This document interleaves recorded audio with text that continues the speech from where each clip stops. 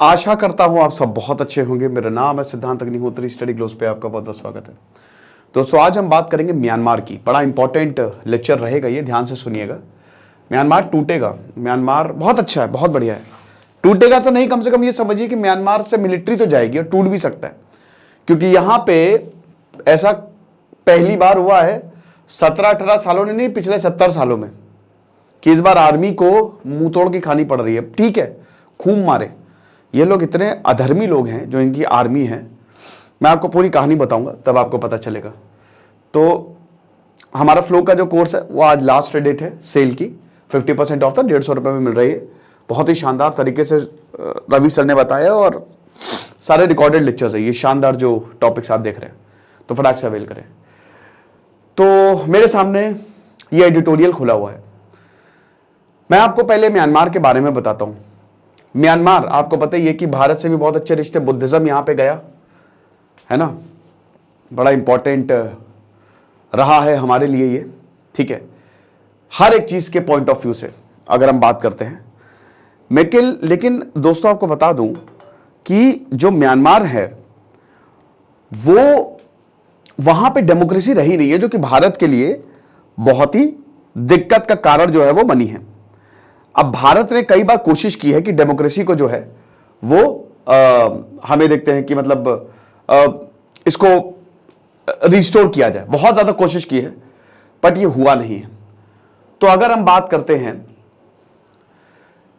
Myanmar की, तो 1948 में, पहले ये देखिए बर्मा इसको बोला जाता था और ये सब ब्रिटिश के पास था। भारत का तो बहुत ही इंपॉर्टेंट रोल रहा है ना यहां पे, भाई ब्रिटिश ने कंट्रोल किया भारत के पास सब। तो अब 1948 में कट टू 1948, उससे पहले की कहानी इतनी इंपॉर्टेंट नहीं है, बट 1948 के बाद जब ये आजाद हुआ, म्यांमार आजाद हुआ, तो यहां पे तुरंत आ गया किसका रोल? आर्मी का। हालांकि तुरंत नहीं, आंग सांग सू की के पिताजी, ये डेमोक्रेसी होनी है यहां पे, क्योंकि एक तो भारत का एकदम पड़ोसी, दूसरी चीज जो है, बहुत सारे हमने प्रोजेक्ट्स भी यहां पे चलाए थे, कलादान हो गया, ठीक है, और सितवे हो गया, बहुत कुछ, बट अनफॉर्चुनेटली वो अब सब धरा का धरा रह गया। तो इनके जो पिताजी भारत के बहुत अच्छे दोस्त, भारत भी डेमोक्रेसी, यहां पे आए। अब इसमें हुआ क्या कि बहुत जल्द 1960s में ही आर्मी ने कर दिया तख्ता पलट। मतलब आर्मी ने ही टेक ओवर कर लिया, जुंटा, यहां की आर्मी को जुंटा बोलते हैं ना, और सित सैत SAC जो स्टेट एडमिनिस्ट्रेटिव काउंसिल है, जो जुंटा की रिजीम वही सब देखती है। तो एक तरफ थी प्रो डेमोक्रेसी, डेमोक्रेसी वाले कहते हैं हमको प्यार से डेमोक्रेसी वाले।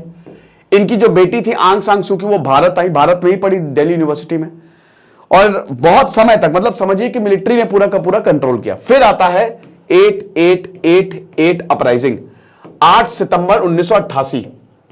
हुआ क्या कि आंग सांग सू की, भाई देखिए थी तो म्यांमार की, वो वापस लौटी और उन्होंने एक स्ट्रगल किया म्यांमार को आजाद कराने के लिए, और पूरी जनता आंग सांग सू की के साथ हो गई। और इनकी जो मिलिट्री, उसको चाइना का सपोर्ट था। जहां दुनिया में अधर्म है वहां चाइना है, डिक्टेटरशिप को चाइना सपोर्ट करेगा, तो इनकी मिलिट्री को चाइना का सपोर्ट। तो अब यहां के लोग खड़े हो गए जुंटा के खिलाफ। रातों रात सरकार बदल गई, बट जुंटा तो जुंटा है, उसने पलटवार किया। भाई आप आर्मी का मुकाबला कैसे करोगे? तो पलटवार किया। अब आंग सांग सू की को कर लिया नजरबंद। आप विश्वास करोगे, 1988 अपराइजिंग तो हुई, बट वो फील्ड अपराइजिंग थी। फिर से यहां पे आर्मी का कंट्रोल, और आंग सांग सू की को 20 साल तक नजरबंद किया रखा घर में ही। उनकी शादी हुई थी ब्रिटिश नेशनल से, उनके बेटे 2, उनके पति मरे कैंसर से, जाने नहीं दिया। नोबेल पीस प्राइज मिला 2007 में, जाने नहीं दिया। और जब बहुत ज्यादा दुनिया का प्रेशर आया कि ऐसी की तैसी कर देंगे, तो फाइनली 2008 में 20 साल बाद आंग सांग सू की को छोड़ा।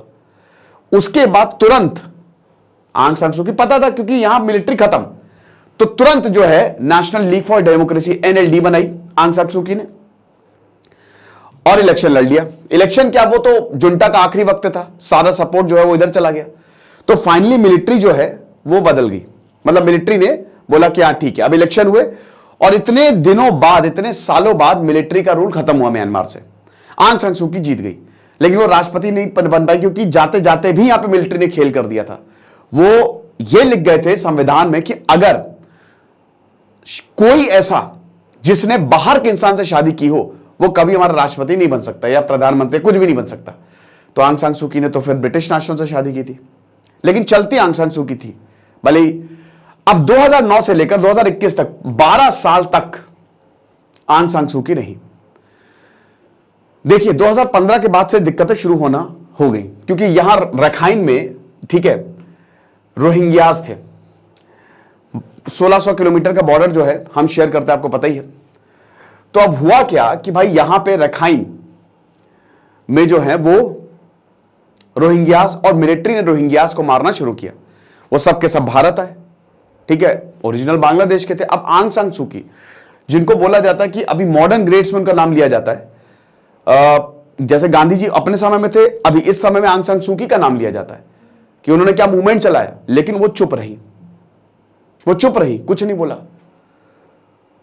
क्योंकि मिलिट्री को पता अगर सबको सत्ता बजानी, अगर मैं बोलूंगी तो मेरी सत्ता गई। और जिसका डर था वही हुआ। 2021 में आंग सान सू की को गिरफ्तार किया, मुर्गी चुराने का आरोप डाल दिया, पता नहीं कौन उल्टे सीधे आरोप डाल दिए, जेल में बंद किया। और फरवरी 2021 में ओंग हिलियांग, ये मिलिट्री जनरल, इन्होंने कर दिया तख्ता पलट, ठीक है। अब जब इन्होंने तख्ता पलट किया, पहले तो आंग सान सू की को जेल में डाला, चाइना का पूरा सपोर्ट था, भारत के लिए बड़ी टेंशन, क्योंकि भारत ने बहुत कुछ इन्वेस्टमेंट किया। तो जैसे ही यहां पे ये हुआ, उड़ा दो सबको। ओंग हिलियांग आए, कौन तुम आंग सान सू की, सट खत्म, गला कट गया। पर्ज हुआ, पर्ज मतलब टॉर्चर से लेकर मारा है लोगों को, पीटा, बच्चे, बूढ़े, औरत, किसी को नहीं छोड़ा। इतना ब्रूटल क्रैकडाउन, पूरी दुनिया ने बोला बेटा मत करो ये, लेकिन इस बार रुका ही नहीं, कोई प्रेशर में नहीं है। चाइना का फुल सपोर्ट था कि पहाड़ में जाओ, तुम बोलते रहो, हम एक कान से सुनेंगे दूसरे से निकाल देंगे, हम तो मारेंगे।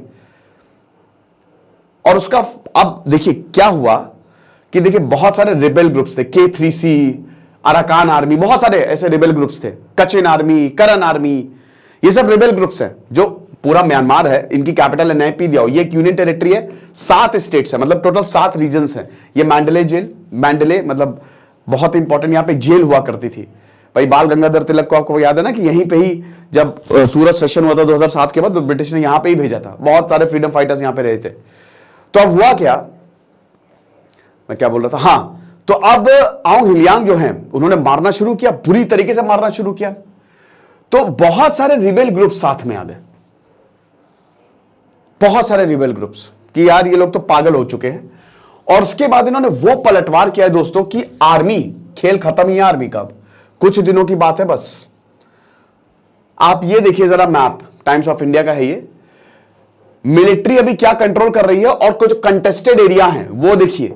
और यहां पे जो बॉर्डर एरियाज हैं नीले में, ये समझिए कि एथनिक आर्म्ड ग्रुप्स जो हैं उनके पास आ गया। और जो यूनाइटेड वार आर्मी है ये देखिए, यानी कि जो लाल में है खाली वही मिलिट्री कंट्रोल कर रही है, बाकी सब के सब एरिया जो हैं वो रिबेल ग्रुप्स, और बहुत जल्द ये वाले एरिया भी रिबेल ग्रुप्स के पास आने वाले हैं।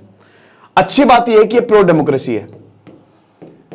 देखिए हुआ क्या, मैंने आपको बताया ना कि जब डेमोक्रेसी के लिए मूवमेंट चला तो बुरी हालत हुई। मैं आपको एडिटोरियल पे थोड़ा पढ़ के बताता हूं। यहां पे बहुत दिक्कत, मतलब कोई भी जो भी रहा उसको बहुत मारा, ठीक है। और आपको पता ही है कि अभी 70 भागे हैं भारत की तरफ, मिजोरम की तरफ 70 फौजी भागे म्यांमार जुंटा से कि भैया बचा लो, हमको मार रहे हैं। वो जुंटा ने, आपको पता है ना, एक विलेज में ऐसी बमबारी की थी, बच्चों की तस्वीरें सामने आई थी, मतलब क्या भयानक जेनोसाइड हुआ है वहां पे। और अब जो है इनको वही मिल रहा, कर्म का फल। तो भागे ये, फिर अभी मिजोरम में आए, निकलो, पहली फुर्सत में निकलो, भारत ने भगा दिया कि बेटा दोबारा दिखना नहीं यहां पे। मतलब भारत ऐसा तो नहीं बोला कि वापस भेज दिया कि भैया हम नहीं, जाओ वहीं पे जाओ, वहीं मरो। तो ये चीज है। तो रिबेल्स जो है उन्होंने एक नया फ्रंट जो है वो खोल दिया है, ठीक है। अब अगर हम यहां पे बात करते हैं रिबेल ग्रुप्स की, तो इसमें सबसे पहले तो आपको बता दूं कि जो इसमें जो रिबेल ग्रुप्स हैं वो सब के सब साथ में आ गए हैं, ठीक है। ये रिबेल ग्रुप्स, हर रिबेल ग्रुप जो है वो ये कह रहा है कि हमको एक अपना रीजन चाहिए। हर रिबेल ग्रुप्स, जितने रिबेल ग्रुप्स हैं वो एक रीजन के नाम पे है, ठीक है। अब इसमें जैसे एक पूरा रिबेल ग्रुप्स ने एक नेशनल यूनिटी गवर्नमेंट टाइप्स बना लिए, ठीक है। और इसमें डेमोक्रेसी, आप ये समझो कि जो रिबेल ग्रुप्स वो आर्मी हो गया और नेशनल यूनिटी गवर्नमेंट हो गया। जो प्रो डेमोक्रेसी है ना वो भाग गए ठीक है, वो इधर जंगलों में छुप गए ताकि हमको मार ना पाए, और अब वहीं से वो ऑपरेट कर रहे हैं, या तो वो जेल में है या फिर एग्जाइल में वो हाइड कर रहे हैं। ठीक है, तो अब यहां पे जैसे कचन इंडिपेंडेंस ऑर्गेनाइजेशन हो गया, K3C जिसको बोलते हैं, करेन नेशनल मूवमेंट हो गया, करेनी नेशनल प्रोग्रेसिव पार्टी हो गया, चिन नेशनल फ्रंट हो गया, ये सब साथ में आ गए। 4 रिबेल ग्रुप्स थे, आपको बता दूं, ये 4 रिबेल ग्रुप्स थे जिनकी आपस में बनती नहीं थी, लेकिन जब इन्होंने देखा कि हमारे लोगों को मारा जा रहा है तो ये सब के सब साथ में आ गए, बोले कि साथ में मिलिट्री को इतना मारेंगे कि सारा इलाका धुआं धुआं हो जाएगा। ठीक है ना, तो ये चीज है। साथ ही साथ जो आपके रीजन्स हैं जैसे बागो, मागवे, मैंडले, सगाइंग, ठीक है, यहां पे देखिए, ठीक है चलो कोई बात नहीं, स्पेशली जो साउथ के रीजन्स है आपके, यांगोन, ये प्लेन्स में है, और ये बेसिकली बमार जो पॉपुलेशन, जो यहां की बमार ओरिजिन है, वो यहां पे कंट्रोल कर रही है, ये भी खड़े हो गए हैं इस रीजन पे। बेसिकली लोगों ने यहां पे आर्मी का साथ देना बंद कर दिया।